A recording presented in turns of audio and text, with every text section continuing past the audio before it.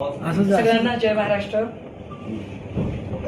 या शिवसेना युबीटीच्या वतीने आयोजित आजच्या पत्रकार परिषदेमध्ये आपल्या सगळ्यांचं स्वागत। माझ्या समवेत आहेत पिंपरी चिंचवडचे शहर प्रमुख श्रीयुत चेतनजी पवार आणि सर्व मान्यवर पदाधिकारी।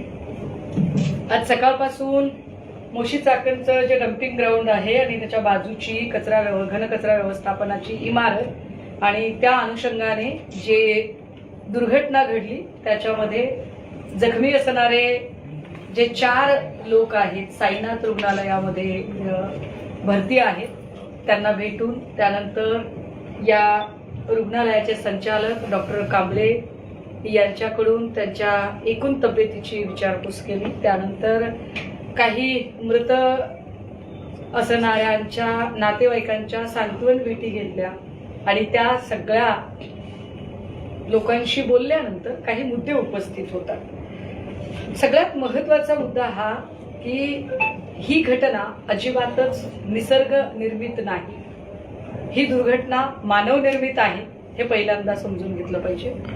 दुसरी महत्त्वाची नोंद अशी की या संपूर्ण प्रकरणात खरं तर आतापर्यंत पालिका आयुक्तांनी अधिकृतरित्या पत्रकार परिषद घेऊन किंवा एखादं निवेदन सादर करून एखादं त्यांचं जे म्हणणं आहे त्याचं पत्रक प्रसिद्ध करून ही माहिती लोकांना देणं अपेक्षित होतं की घटनास्थळी एकूण किती लोक होते, किती लोक सुखरूप बाहेर पडले, किती लोक जखमी आहेत आणि किती लोक मृत्युमुखी पडले आणि या इमारतीचं नेमकं स्टेटस काय, ही सगळी माहिती पालिका आयुक्तांनी देणं अपेक्षित होतं।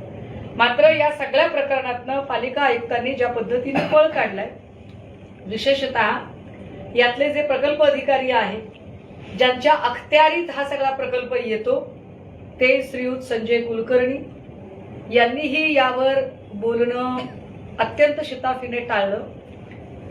ह्या सगळ्या प्रकरणाची संपूर्ण माहिती घेतल्यानंतर लक्षात येतं की ही इमारत ज्याचं 19ला त्याचा परवाना आणि 23ला कम्प्लिशन सर्टिफिकेट आहे, जे फक्त एका तळमजल्याचं आहे, वरच्या 2 मजल्यांचं कुठलंही परवाना झालेला नाही। या बिल्डिंगचा जो काही दर्जा होता 11 महिन्यात जर बिल्डिंग पडत असेल तर याचा अर्थ याचं बांधकाम अतिशय निकृष्ट दर्जाचं होतं।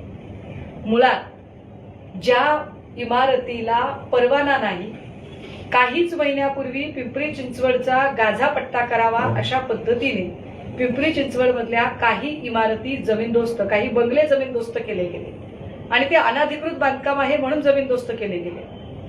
आता जे खाजगी बंगले होते ते जमीनदोस्त झाले, पण जे पालिकेचं बांधकाम आहे ते मात्र अजिबात त्याला धक्का लावला नाही। कदाचित पालिका आयुक्तांनी त्याला वरदहस्त दिल्यामुळे, पण मग पालिका आयुक्तांनी कुणाच्या सांगण्यावरून वरदहस्त दिला? पालिका आयुक्तांनी हे अनधिकृत बांधकाम कोणासोबत ही साठगाठ आहे? पालिका आयुक्त आणि कंपनीचा ठेकेदार एकमेकांना वाचवायला बघतात का? ही company Antony Lara renewable company जी आहे, या कंपनीचं जे काम एकूण व्यवस्थापनाचं होतं आणि यातनं काही बाय प्रोडक्ट्स निर्मिती, हे कुठल्या प्रकारचे बाय प्रोडक्ट केले जात होते याची यादी अजूनही त्या कंपनीने स्पष्ट केली नाही। पालिका आयुक्तांनी ती माहिती आपल्याला अजिबात दिलेली नाही। विशेष की या प्रकल्पामध्ये जो घनकचरा एकत्रित होत होता आणि त्या कचऱ्याचं जे वेस्ट केलं जात होतं किंवा त्याचं डिस्पोजल होत होतं, त्या डिस्पोजलची जी चिमणी आहे ती चिमणी नेमकी 5 जूनला पडली। 5 जून पर्यावरण दिवस आहे, पर्यावरण दिनाच्या दिवशीच चिमणी पडते, हे किती गंभीर आहे। आणि एवढी गंभीर गोष्ट घडलेली असतानाही बाजूला एका खदानीचं काम चालू आहे, त्या खदानीमध्ये ब्लास्ट घेतले जात आहे। शक्यता नाकारता येत नाही की या ब्लास्टमुळे जो कचऱ्याचा ढीग आहे त्याला तडा गेला आणि मग काही भाग कोसळला, ही शक्यता नाकारता येत नाही। पण असा जर ढीग कोसळला तर फार मोठी दुर्घटना घडू शकते। तेव्हा एवढा मोठा म्हणजे जो साधारणतः 180-185 फूटचा जो ढीग आहे, जो उंची त्याची गेलेली आहे आणि तो कोसळला तर फार मोठी दुर्घटना घडू शकते। अशा वेळी काळजी घ्यायची म्हणून साधारण त्या डम्पिंग ग्राउंडच्या बाजूला एक मोठी संरक्षक भिंत बांधणं गरजेचं, पण अशी संरक्षक भिंतच बांधली गेली नाही, हे गंभीर आहे. आणि यावर पालिका आयुक्तांनी बोललं पाहिजे, पण पालिका आयुक्त त्याच्यावर बोलत नाही. या ढिगामुळे जिथे की अनेक प्रकारचे गॅसेस आहेत ते सगळे जर एकत्रित आले तर मिथेन सारखा विषारी गॅस तयार होतो. म्हणजे पाऊस जरी पडला नाही, कचऱ्याचा डोंगर जरी ढासळला नाही, तरी सुद्धा जर मिथेन गॅसची निर्मिती झाली तर त्याने सुद्धा लोक मरू शकतात. पण या संबंधाने प्रकल्प अधिकारी संजय कुलकर्णींकडे काहीही उत्तर नाही. या सगळ्या प्रकरणामध्ये हे फार हॉरिबल आहे की या घटनेची कुठेही पोलीस स्टेशनला नोंद होत नाही. खरं तर मी आता एवढे सगळे मुद्दे सांगितल्यानंतर या मुद्द्यांवरून हे स्पष्ट होतं की पालिका आयुक्तांच्या हलगर्जीपणाचे बळी हे 9 लोक गेलेले आहेत. शेवटचा मृतदेह काल काढला कसबे यांचा पहाटे. या सगळ्या लोकांना या गोष्टी म्हणजे हे सगळे ट्रॉमामध्ये आहेत नातेवाईक, त्यामुळे यांना कदाचित आपल्या माणसाची FIR करावी हे त्यांच्या गावीच नाहीये.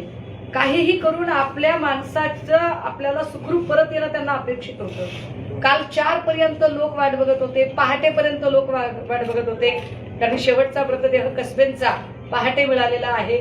त्यामुळे ह्या लोकांनी पोलीस कंप्लेंट करणं किंवा त्या अनुषंगाने काही कारवाई करणं हे अपेक्षित नव्हतं. पण अपेक्षित हे आहे की अत्यंत जबाबदार अधिकारी म्हणून आयुक्तांनी या सगळ्यांच्या संबंधाने पुढाकार घेणं किंवा पिंपरी चिंचवडच्या अधिकाऱ्यांनी या संबंधाने जबाबदारी घेणं. पण दुर्दैव आहे इथल्या लोकप्रतिनिधींचं की इथले लोकप्रतिनिधी जे जात आणि धर्माच्या नावावर नंगानाच करायला तयार असतात, जे जात आणि धर्माच्या नावावर अगदी एकमेकांना संपवण्याची रक्त पिण्याची भाषा करतात, त्या लोकप्रतिनिधींना 9 लोक गेल्याचं काहीही वैषम्य वाटत नाही.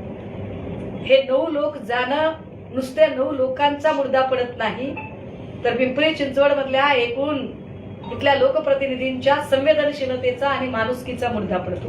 हे वाईट आहे की याच्यात लोकप्रतिनिधींना आपण दखल घेतली पाहिजे असं अजिबात वाटत नाही.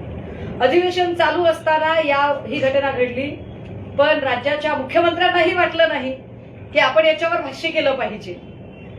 म्हणजे एकीकडे मुख्यमंत्री सांगणार की पहिला लेअर टेस्टिंगचा असतो, दुसरा लेअर मग आम्ही टाकतो. यथा राजा तथा प्रजा. जसं मुख्यमंत्री शासन दरबारी उत्तर देतात, प्रशासनातले पालिका आयुक्त तसंच खाली उत्तर देतात की ही निसर्ग निर्मित घटना आहे, सगळं कसं आलबेल आहे.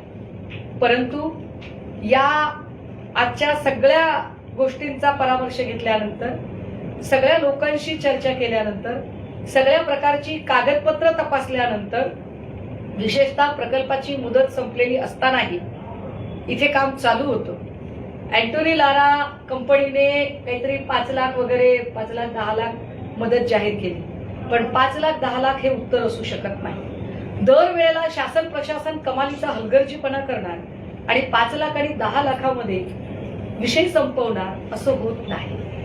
मुळात या सगळ्या लोकांचा PF जात होता का? तो PF किती होता? त्या प्रॉव्हिडंट फंडच्या पैशांचं काय झालं? आता त्यांच्या घरातलं कर्त गेलेलं आहे. कुणाचं लग्न 2 महिन्यांपूर्वी झालंय, कुणाचं 3 वर्षांचं बाळ आहे, कुणाच्या घरामध्ये 7-8 माणसं त्याच्या जीवावर खाणारी आहे. या सगळ्या कुटुंबांचा आधार गेलाय. त्याचं काय? आणि महत्वाचं, या 9 लोकांचं बळी जाण्याला कारणीभूत ठरलेले पालिका आयुक्त आणि प्रकल्प अधिकारी यांच्यावर तात्काळ निलंबनाची कारवाई का झाली नाही?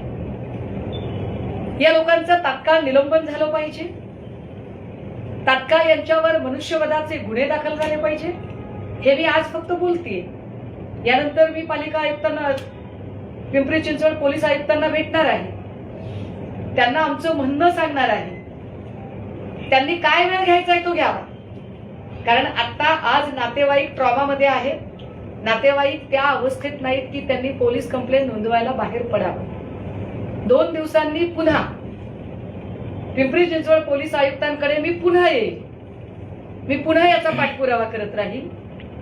आणि फक्त एवढंच नाही तर या संबंधाने कंपनीला, आयुक्त सूर्यवंशी यांना, प्रकल्प अधिकारी संजय कुलकर्णी यांना या सगळ्यांना कोर्टात खेचेल आणि या सगळ्यांवर गुन्हा दाखल व्हायला पाहिजे. कारण 5 लाख दिले म्हणजे तुम्ही न्याय करत नाही. तुम्ही 5 लाख देऊन फार फार तर लोकांचं तोंड बंद करण्याचा प्रयत्न करताय, पण तुमची संवेदनशीलता कुठेही दिसत नाही. ती संवेदनशीलता दिसली पाहिजे. शासन प्रशासन म्हणून ती जबाबदारी स्वीकारली पाहिजे. अजूनही या संपूर्ण दुर्घटनेची जबाबदारी नेमकी कुणाची, ती जबाबदारी निश्चित झालेली नाही. ती जबाबदारी निश्चित होणं गरजेचं आहे आणि त्यासाठी आम्ही लढत राहू. शिवसेना उद्धव बाळासाहेब ठाकरे पक्षाच्या वतीनं ही लढाई ताकदीने लढली जाईल. सभागृहाच्या आत, सभागृहाच्या बाहेर आणि न्यायालयीन लढाई अशा सगळ्या पातळ्यांवर आम्ही ही लढाई लढत राहू. थँक्यू.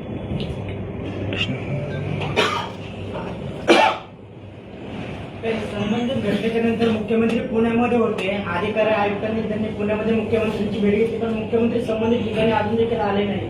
नाही, मला या सगळ्यांमध्ये ना मी आवर्जून ही गोष्ट नमूद केली पाहिजे की मला आज राज्याचे उपमुख्यमंत्री दिवंगत अजितदादा पवार यांची उणीव प्रचंड जाणवत आहे.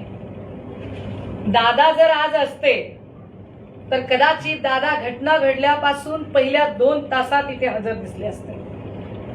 पण आम्ही एक अत्यंत संवेदनशील नेता गमावला. त्याची किंमत किती मोठी असू शकते तिथे गेल्यानंतर आम्हाला पावला पावलाला जाणवते. त्यामुळे अजितदादांची जागा कुणी घेऊ शकत नाही आणि अजितदादांच्या सारखी संवेदनशीलता आणि कामाची तत्परताही कुणी दाखवू शकत नाही. त्यांची बरोबरीच कुणी करू शकत नाही. इथे जर कुठली जाती आणि धार्मिक जर काही गोष्ट असती तर फडणवीसच काय, फडणवीसांची सोकॉल्ड बार्किंग ब्रिगेड सगळी आलेली असती. पण त्यांना कुणालाही त्याची गरज वाटत नाही, कारण जात आणि धर्म नाहीये ना. माणसं मेली आहेत, माणसांचं काय. त्यामुळे मला काही फडणवीस काहीतरी बोलतील करतील अपेक्षाच नाही. ज्या फडणवीसांनी भाडेके टट्टे वगैरे सारखे शब्द आता प्रतिष्ठित करून टाकले, तर त्यांनी पोचलेले त्यांचे जे भाड्याचे टट्टे आहेत त्यांनाही ती सद्बुद्धी येणार नाही. व त्यांच्याकडनं काही मला फार अपेक्षा नाही. महाराष्ट्रातील ताज्या बातम्यांसाठी बघत रहा टाइम्स टुडे टीव्ही. सोबतच शेअर करा, सबस्क्राईब करा आणि बेल आयकॉन प्रेस करा.